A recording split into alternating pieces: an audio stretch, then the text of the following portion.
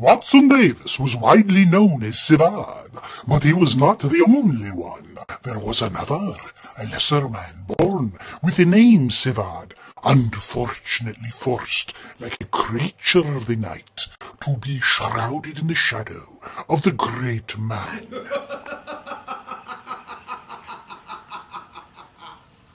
My feebly fantastic frightening friends, it's me, Sivad, the corpus delectable. I'm caked and caned and ready to regale you with those rollicking regurgitations from the past.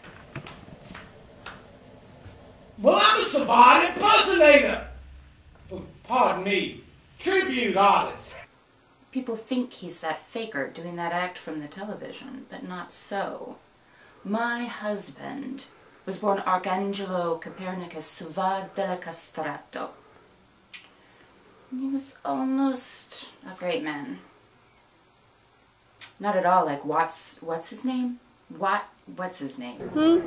Oh, Watson Davis. Yeah. Watson, he stole his thunder. My Sivad, he was the real one. Now, he trained for years to be a personality. He was wanting to do a local TV show. He wanted to show foreign films. You know what he wanted to call it? Foreign Isn't Boring. That was the worst idea I had ever heard. Not even insomniacs watch subtitles. He also wanted to read his essays on French auteur theory. Sivad never fully recovered from that man that took over his name. Fortunately, I was there to help him keep his sanity. I convinced him that instead of watching Bergman and reading Camus, to enjoy the sunny side of life. Soon he was, how shall we say, Sivad performing Watson Davis, performing Sivad. Sivad was a good boy.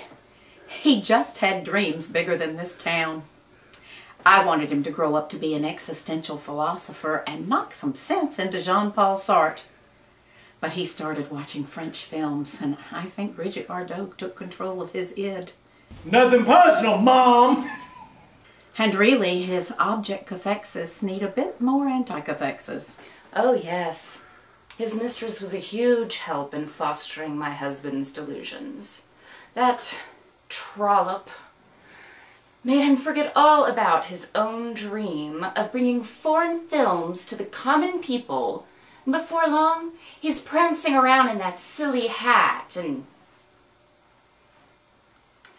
Do you know, he would wear those fangs to bed after he'd been with her? Oh yes, those fangs. Yes, well, I liked it. Except for that emergency room incident. But when he talked to me in that accent, it was so lovely, I just melted.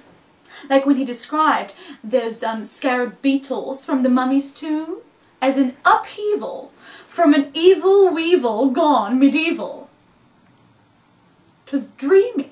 I'd like to thank all the women who got me where I am today. Actually, I already did that when we showed the killer shrews.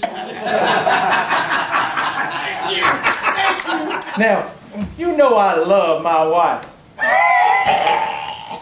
But she's kind of a witch that gives sorcery tips down at the mall. Or as I like to say, she sells shrew spells by the shoe store.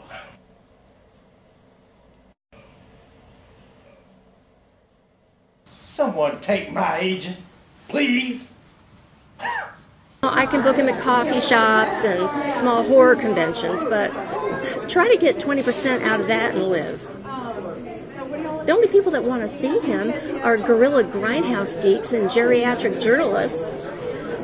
She sells shrew spells by the shoe store. I'd like to think he got that from me. He was supposed to do illusions, not alliterations. We dodged a bullet there. We really did.